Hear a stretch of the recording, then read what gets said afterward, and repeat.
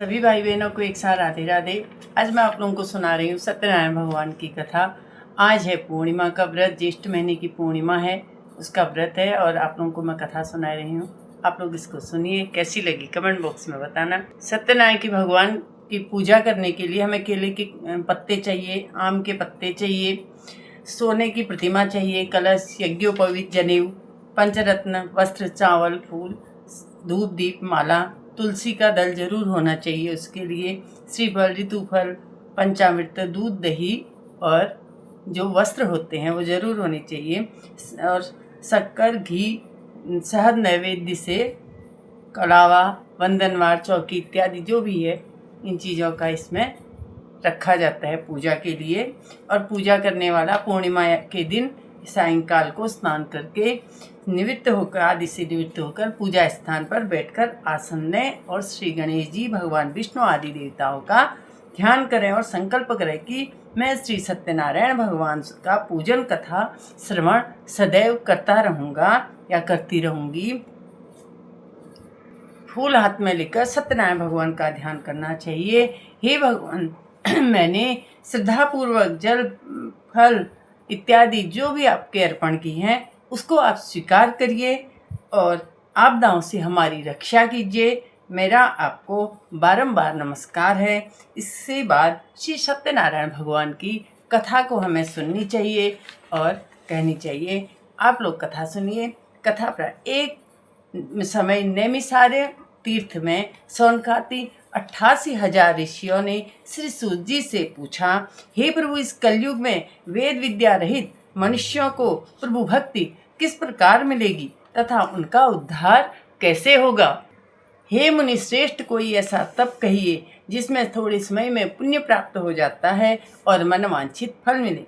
वह कथा सुनने की हमारी इच्छा है। सर्वशास्त्र ज्ञाता श्री सूत जी बोले, हे वैष्णव में पूज्य, आप सब ने प्राणियों के हित की बात पूछी है। मैं उस श्रेष्ठ व्रत को आप लोगों से कहूँगा जिस व्रत को नारद जी ने श्री लक्ष्मी नारायण से पूछा और लक्ष्मीपति ने मुनि श्रेष्ठ नारद से कहा, सो ध्यान से सुनो। नमो नारायण। ओम नमो भगवते वासुदेवाय नमः। बोलो श्री सत्यनारायण भगवान की जय। पहला अध्याय है। इसमें एक समय योगीराज नारद जी दूसरों की हित की इच्छा से अनेकों लोकों में घूमते हुए मृत्युलोक में आ पहुँचे। यहाँ अनेक योनियों में जन्मे हुए प्राय सभी मनुष्यों को अपने कर्मों द्वारा अनेकों दुखों से पीड़ित देखकर सोचा, किस यत्न के करने से निश्चय ही दुखों का नाश होगा। ऐसा मन में सोचकर विष्णुलोक को गए। वहाँ श्वेत वर्ण और चार भुजाओं वाले देवों के इस नारायण को, जिनके हाथों में शंख, चक्र, गदा और पद्म थे तथा वरमाला पहने हुए थे, देखकर स्तुति करने लगे। हे भगवान, आप अत्यंत शक्ति से संपन्न हैं। मन तथा वाणी भी आपको नहीं पा सकती। आपका आदि मध्य अंत नहीं है। निर्गुण स्वरूप के कारण आप भक्तों के दुखों को नष्ट करने वाले हो। आपको मेरा नमस्कार है। नारद जी से इस प्रकार की स्तुति सुनकर विष्णु भगवान बोले, हे मुनि श्रेष्ठ, आपके मन में क्या है? आपका किस काम के लिए आगमन हुआ है? निसंकोच कहो। तब नारद मुनि बोले, मृत्युलोक में सब मनुष्य जो अनेक योनियों में पैदा हुए हैं, अपने अपने कर्मों के द्वारा अनेक प्रकार के दुखों से दुखी हो रहे हैं। हे नाथ, मुझ पर दया रखते हो तो बताइए, मैं उन मनुष्यों के सब दुख थोड़े से ही प्रयत्न से कैसे दूर करूं? कैसे उनके दुखों को दूर हो सकते हैं? ये पूछते हैं नारद जी। श्री भगवान जी बोले, हे नारद, मनुष्यों की भलाई के लिए तुमने बहुत अच्छी बात पूछी है। जिस काम को करने से मनुष्य मोह से छूट जाता है वह मैं कहता हूँ तथा उसे सुनो आप। बहुत पुण्य देने वाला, स्वर्ग तथा मृत्युलोक दोनों में दुर्लभ एक उत्तम व्रत है। आज मैं प्रेमवश होकर तुमसे कहता हूँ। सत्यनारायण का यह व्रत अच्छी तरह विधि पूर्वक करने से मनुष्य तुरंत ही यहाँ पर सुख भोग कर मरने पर मोक्ष को प्राप्त होता है। श्री भगवान के वचन सुनकर नारद मुनि बोले कि इस उत्तम व्रत का क्या फल है, क्या इसका विधान है, किसने यह व्रत किया है, यह किस दिन यह व्रत करना चाहिए, विस्तार से कहो। भगवान बोले, दुख शोक आदि को दूर करने वाला, धन धान्य को बढ़ाने वाला, सौभाग्य को अर्थात संतान को देने वाला यह व्रत सब स्थानों पर विजयी करने वाला है। भक्ति और श्रद्धा के साथ किसी भी दिन मनुष्य श्री सत्यनारायण की शाम के समय ब्राह्मणों और बंधुओं के साथ धर्मपरायण होकर पूजा करे। भक्ति भाव से नैवेद्य, केले का फल, घी, दूध और गेहूं का चूर्ण सवाया ले। गेहूं का चूर्ण मतलब गेहूं आटा भून के उसमें चीनी डाल के और उस पर जो है नारियल कस के डाल देना चाहिए। सत्यनारायण भगवान की पूजा का प्रसाद उसी का बनता है। गेहूं के अभाव में साठी का चूर्ण, शक्कर तथा गुड़ ले भक्षण योग्य पदार्थ जमा करके भगवान को अर्पण कर देवें। सभी बंधु बांधवों सहित ब्राह्मणों को भोजन करावें, पश्चात स्वयं भोजन करें। नित्य गीत आदि का आचरण कर सत्यनारायण भगवान का स्मरण करता हुआ समय व्यतीत करें। इस तरह व्रत करने पर मनुष्य की इच्छा निश्चय ही पूरी होती है। विशेषकर कलिकाल में भूमि पर यही मोक्ष का सरल उपाय है। बोलो श्री सत्यनारायण भगवान की जय। यहाँ पर हुआ हमारा पहला अध्याय पूरा। अब है दूसरा अध्याय। सूत जी बोले, ऋषियों, जिसने पहले समय में इस व्रत को किया है उसका इतिहास कहता हूँ, ध्यान से सुनो। सुंदर काशीपुरी नगरी में एक अत्यंत निर्धन ब्राह्मण रहता था। वह भूख और प्यास से बेचैन हुआ नित्य पृथ्वी पर घूमता था। ब्राह्मणों से प्रेम करने वाले भगवान ने ब्राह्मण को दुखी देखकर बूढ़े ब्राह्मण रूप धारण करके उसके पास आदर से जाकर पूछा, हे विप्र, नित्य दुखी हुआ पृथ्वी पर क्यों घूमता है? श्रेष्ठ ब्राह्मण, यह सब मुझसे कहो, मैं सुनना चाहता हूँ।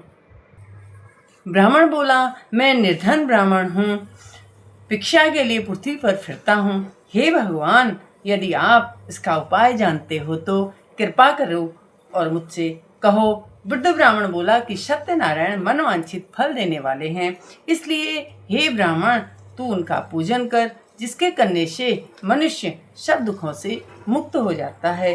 ब्राह्मण को व्रत का सारा विधान बताकर बूढ़े ब्राह्मण का रूप धारण करने वाले सत्यनारायण भगवान अंतर्ध्यान हो गए। जिस व्रत को वृद्ध ब्राह्मण ने बताया है, मैं उसको करूँगा, यह निश्चय करने पर उसे रात में नींद आई। वह सवेरे उठ सत्यनारायण के व्रत का निश्चय कर भिक्षा के लिए चला गया।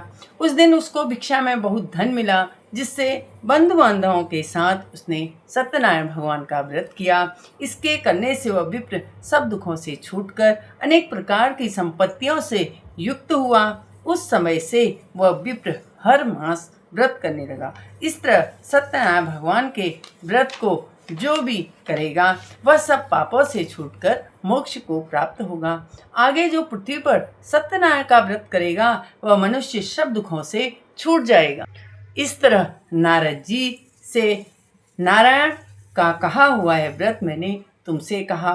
हे विप्रो, मैं अब और क्या कहूँ? ऋषि बोले, हे मुनीश्वर, संसार में इस विप्र से सुनकर किस किसने इस व्रत को किया हम सब सुनना चाहते हैं, इसलिए इसके लिए हमारे मन में श्रद्धा है। सूत जी बोले, हे ऋषियों, जिसने इस व्रत को किया है वह सब सुनो। एक समय एक विप्र धन और ऐश्वर्य के अनुसार बंधु बांधवों के साथ व्रत करने को तैयार हुआ। उसी समय एक लकड़ी बेचने वाला बूढ़ा आदमी आया और ब्राह्मण लकड़ियों को रखकर विप्र के मकान में गया। प्यास से दुखी लकड़हारा उनको व्रत करते देखकर विप्र को नमस्कार कर कहने लगा कि आप यह क्या कर रहे हैं और इसके करने से क्या फल मिलता है, कृपा करके मुझसे कहो।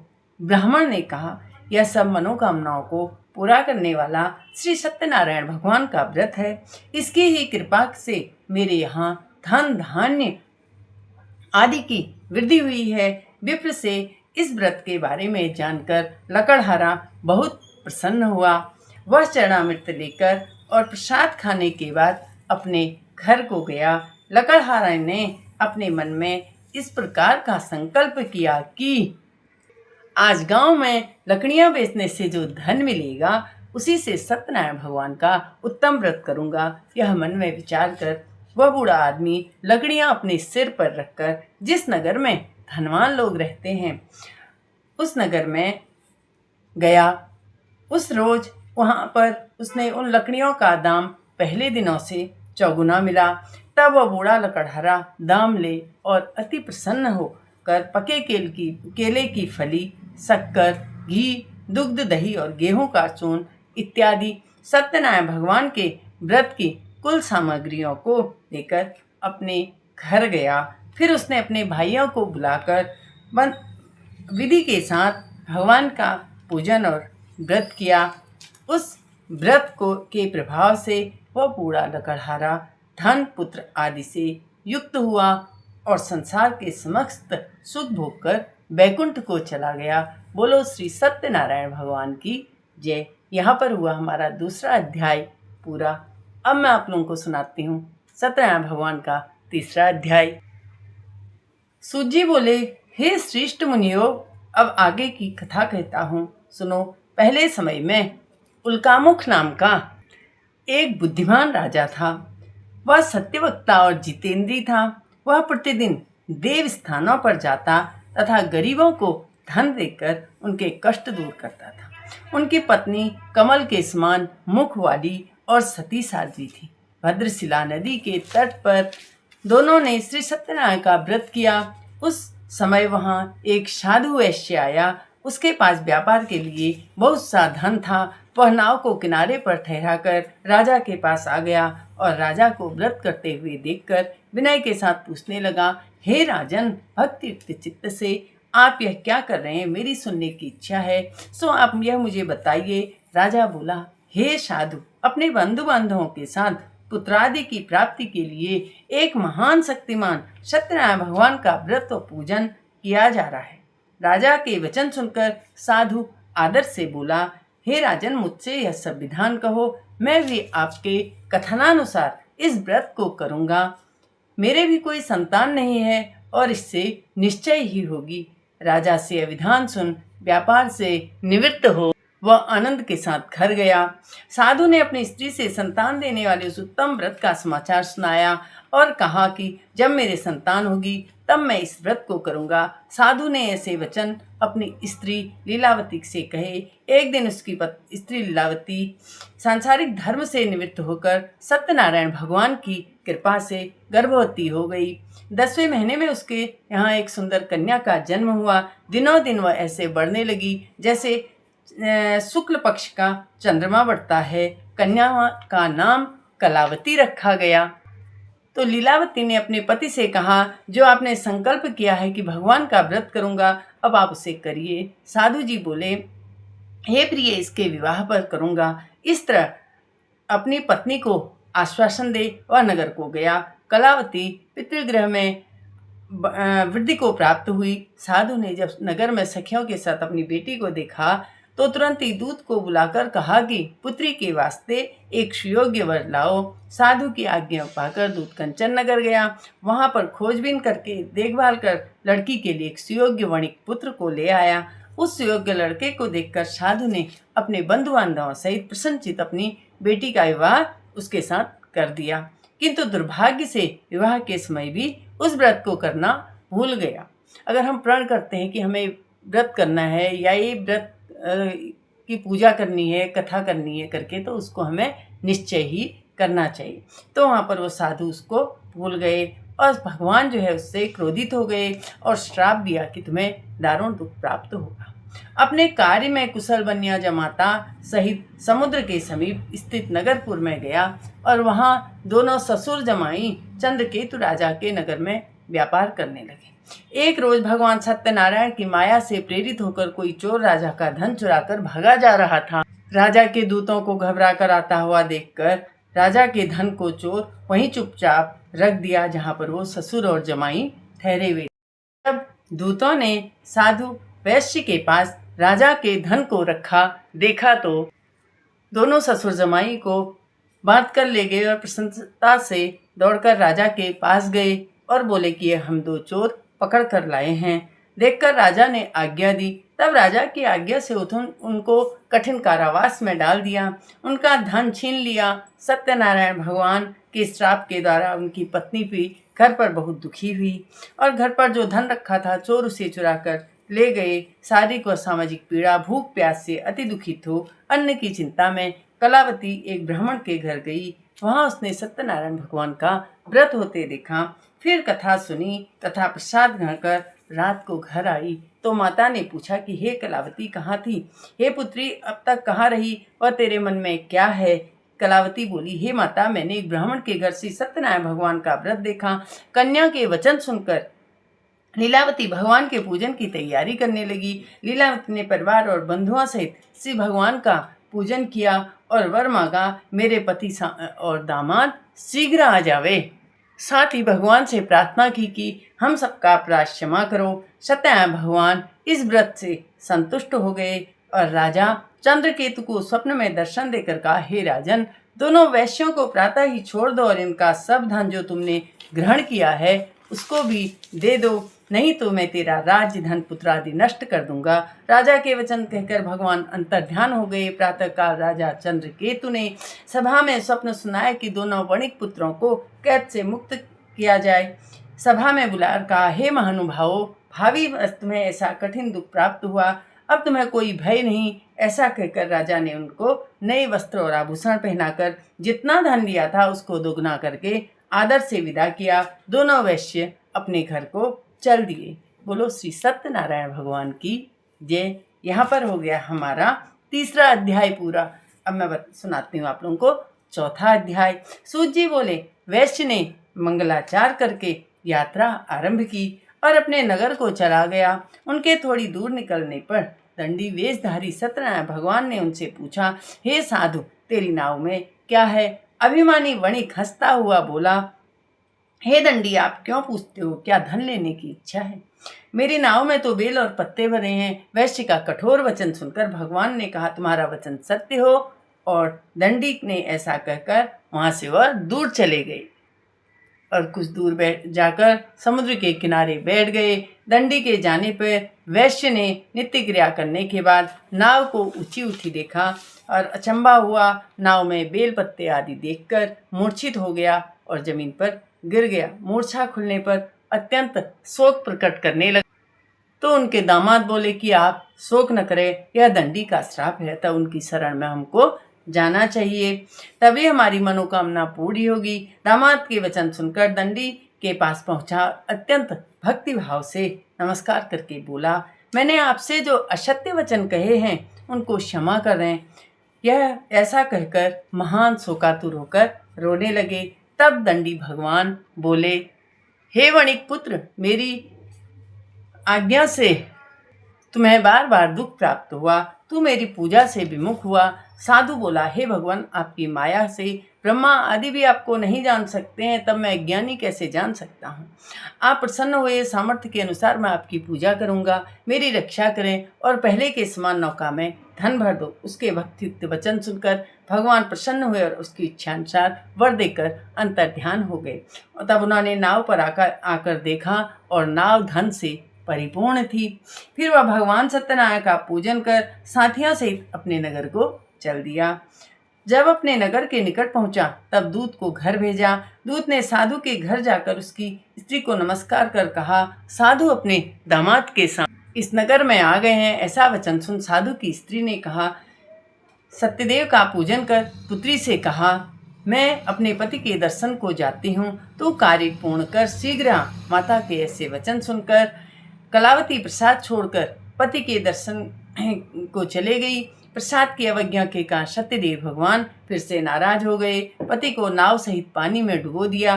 कलावती अपने पति को न देखकर रोती हुई जमीन पर गिर गई। इस तरह नौका को डूबा हुआ तथा कन्या को रोता हुआ देखकर साधु बहुत दुखी हुआ। हे प्रभु, मेरे से या मेरे परिवार से जो भी अपराध हुआ है उसको क्षमा करिए। उसके दीन वचन सुनकर सत्यनारायण भगवान प्रसन्न हो गए। आकाशवाणी हुई, हे साधु, तेरी कन्या मेरा प्रसाद छोड़कर आई है, इसलिए उसका पति अदृश्य हुआ है।